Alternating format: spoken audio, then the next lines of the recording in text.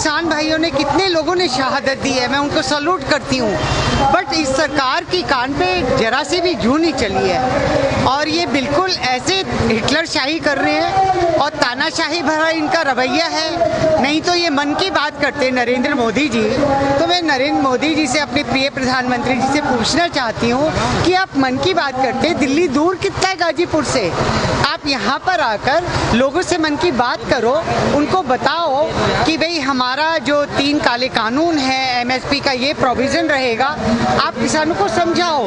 अब आप ये बताइए, नरेंद्र सिंह तोमर साहब जो इनके कृषि मंत्री हैं, जिनको ये नहीं पता कि धान कैसे बोया जाता है और उनको कृषि मंत्री हैं वो, तो आप ये बताइए वो काले कानून के ऊपर जब हम लोग बात करें कि काले कानून वापस लो, काले कानून वापस लो, बट जो इनके कृषि मंत्री हैं इत्तेफाक से, तो मैं आपको ये बात कहना चाहती हूँ कि वो हंसी कर रहे हैं कि काले कानून, तो मतलब आप ये बताइए कि हिंदुस्तान की अन्नदाता की आप मजाक बना रहे हैं, तो आप सरकार में क्या अपनी भूमिका को निभा रहे हैं? लेकिन मैडम, सरकार का स्टैंड तो क्लियर है कि कानून तो वापस नहीं होंगे, तो अब किसान क्या रणनीति बना रहे हैं? देखिए मेरी बात सुनिए, यदि सरकार का ये स्टैंड है कि हम कानून वापस नहीं लेंगे, तो मैं आपको बिल्कुल आपके चैनलों के माध्यम से कहना चाहती हूँ कि हमारा किसान भाई, हमारी किसान महिलाएं, क्योंकि हिंदुस्तान जो है किसानों का देश है, अन्नदाताओं का देश है, और ये किसान जो है वोट की चोट से इनको जवाब देगा और इनको पता चलेगा कि सरकारें कैसे चलती हैं और कैसे उखड़ती हैं। मैम, आपने पंजाब की बात की, पंजाब निकाय चुनाव में हार गए, लेकिन गुजरात में बीजेपी ने बढ़ोतरी की है, कांग्रेस वहाँ पे नुकसान में, तो इसका क्या असर मानती है? मैं आपको बिल्कुल क्लियर बता रही हूँ, क्योंकि मैं उत्तराखंड की रहने वाली हूँ। इन लोगों ने हमारी सरकार को गिराया था खरीद फरोख्त करके। ये बहुत बिजनेसमैन पार्टी है, ये किसानों की, अन्नदाताओं की पार्टी नहीं है, ये बिजनेसमैन पार्टी है।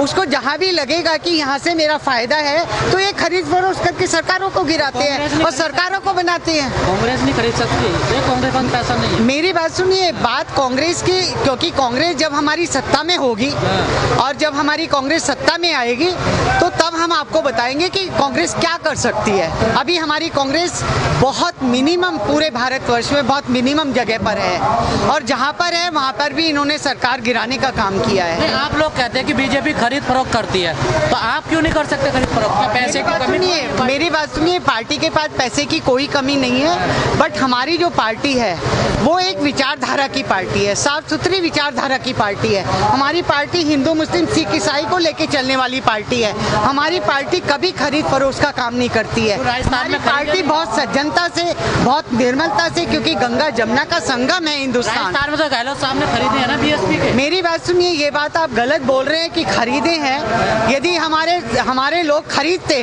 तो मैं उत्तराखंड की रहने वाली हूँ कि हमारी सरकार ना गिरती। आप क्या बात कर रहे हैं? उसको लीडरशिप की नाकामी नहीं मानती है कि विधायक आपके बिक जा रहे हैं? मेरी बात सुनिए, ये इस समय कलयुग चल रहा है, विपरीत बुद्धि विनाश काले। जब किसी व्यक्ति का विनाश आना होता है तो उसकी बुद्धि विपरीत चलने लगती है। तो ये संसार है, संसार में आप अपने घर के 5 लोग होते, 5 लोगों को आप कंट्रोल नहीं कर सकते, तो ये तो सरकारें हैं। तो सरकार में अपने आपस में मिली जुली और सारी चीज़ों को हम मिला जुला के बात करने की कोशिश करते हैं। अब हमको क्या मालूम कि आपके दिल में क्या चल रहा है? तो सरकार जो है अपने तरीके से सही स्टैंड लेती है हमारी। उत्तराखंड सरकार अल्पमत में आ चुकी है, वहाँ सरकार गिराने, अब आपको पता है कि कांग्रेस वहाँ खरीद फरोख्त कर रही है। मेरी बात सुनिए, आप बिल्कुल गलत बोल रहे हैं। वहाँ पे जो सर्वे हुआ है, हमारे त्रिवेंद्र रावत जी बिल्कुल फेलियर मुख्यमंत्री साबित हुए हैं, और उन्हीं के लोग जो हैं, उन्हीं के जो विधायक हैं, वो उनके कामों से संतुष्ट नहीं है, इसलिए उनके यहाँ पे ये सब चल रहा है। अदरवाइज फेलियर गवर्नमेंट है बीजेपी। लेकिन लोग कह रहे हैं कांग्रेस ने सिखाया ना सब कुछ, बीजेपी वही कर रही है सब।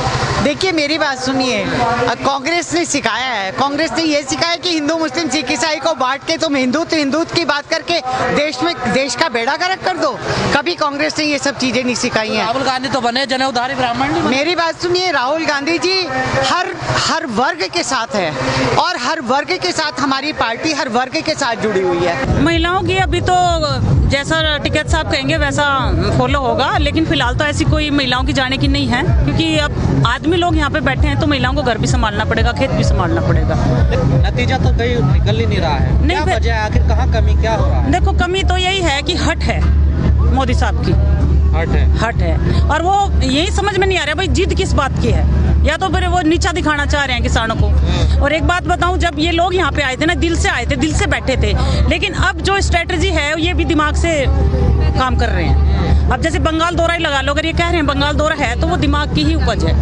अब दिल से नहीं सोच रहे हैं, दिल से जब सोचा जब थोड़े दिन के लिए बैठे, चलो हो सकता है मोदी साहब सुन लें, लेकिन अब दिमाग से काम हो रहा है। बंगाल का जहाँ जहाँ इलेक्शन, आंध्र प्रदेश के जहाँ भी हैं वहाँ पर जाना चाहिए मेरे हिसाब से। तो बीजेपी का विरोध करने का विरोध नहीं होता, ये विरोध नहीं है, ये अपनी बात बताना है भाई हमारे साथ ऐसा हो रहा है। तो अगर आप बीजेपी की सरकार लेके आओगे तो आपके साथ भी ऐसा ही होगा। बीजेपी का विरोध कहाँ से हुआ? लेकिन अब तो बातचीत भी बंद है मैडम, तो अब कैसे बातचीत आगे बढ़ेगी? बातचीत कुछ टाइम लगता है, कुछ चीजों में बातचीत तो बढ़ेगी। ऐसा तो किसानों का नुकसान है ना। नुकसान तो देखो हर चीज में होता है। अब अगर अपने वही बात है, अगर अपना काम देखना है तो अपनी फसल या अपनी अगली नस्ल बचानी है तो बैठना पड़ेगा। आज टिकैत साहब ने भी मंच से कहा है कि अब मामला जय राम से नहीं चलेगा, हाँ, जय राम भी और साथ में जय भीम से चलेगा मामला, हाँ, दोनों एक साथ। तो फिर जय भीम तो पहले से भी थे साथ में, बस ये है पहले थोड़ी संख्या में थे, अब ज्यादा संख्या में जय भीम हो गया है।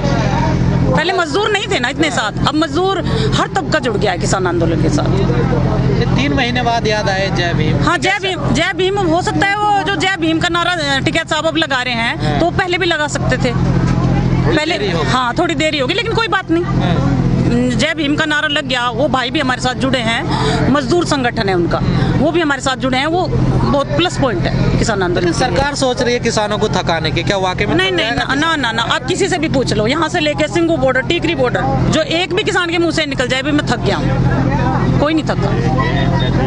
तक कर दिया किसानों ने पूरा, अभी भी नॉकआउट है। ये तो देखो अब उन्होंने करवाया सब कुछ, क्या कर सकते हैं। नहीं, आपको क्या उम्मीद लग रही है? मेरे को उम्मीद लग रही है तीनों कानून वापस होंगे, एमएसपी पे कानून बनेगा, और होने भी चाहिए मेरे हिसाब से, क्योंकि पता क्या है, तीनों कानून जैसे जो इन्होंने तीनों कानून बनाए हैं उसमें एक भी कानून ऐसा नहीं है, कह रहे ना क्या काला है, पूरा ही कानून काला है।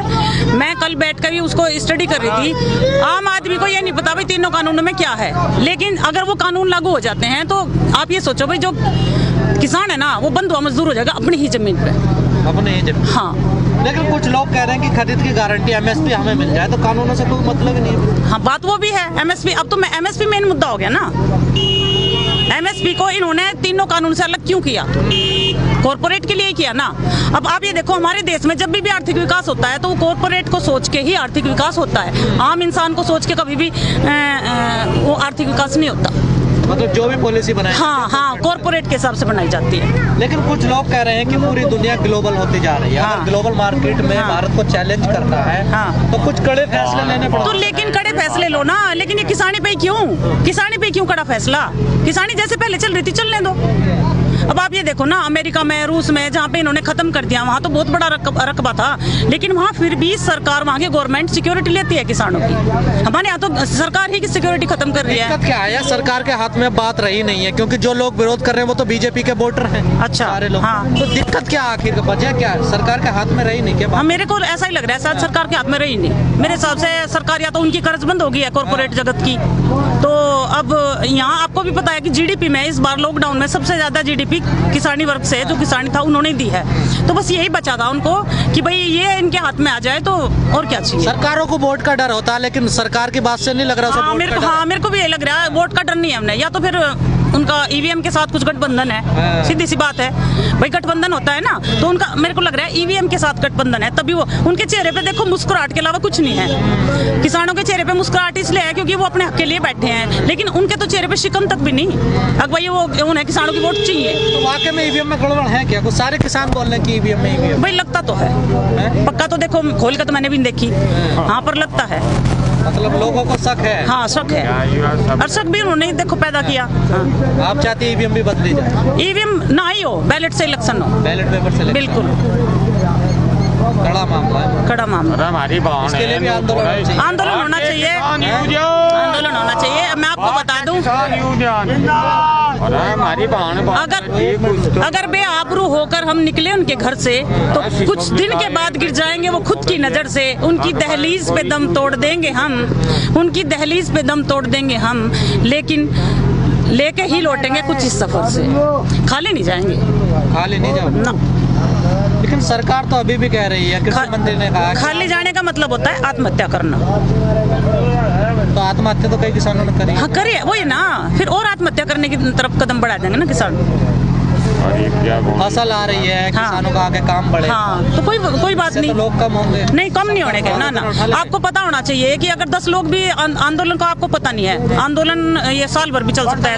अगर 10 लोग भी बैठे हैं तब भी आंदोलन कंटिन्यू होगा, कोई दिक्कत नहीं है। 10 लोगों को हाँ क्या दिक्कत है? 28 तारीख को लोग कम हो गए, सरकार तो उठाने आ गई थी। सरकार उठाने आ गई थी ना, वो सरकार का गलत फैसला, उसी का तो नतीजा है ये अब, जो इतने लोग जुड़ गए हैं। वो शायद सरकार का जो फैसला था उल्टा पड़ गया।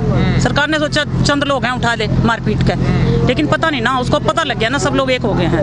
अब जो है जन जागरूक का अभियान चल रहा है, आप लोग गाँव जा रहे हैं, कैसे सफलता मिलेगी? मिल जाएगी, तभी तो सफलता मिलेगी मेरे हिसाब से। अगर यहाँ बैठे रहते ना टिकैत साहब, उससे इतना फर्क नहीं पड़ता था।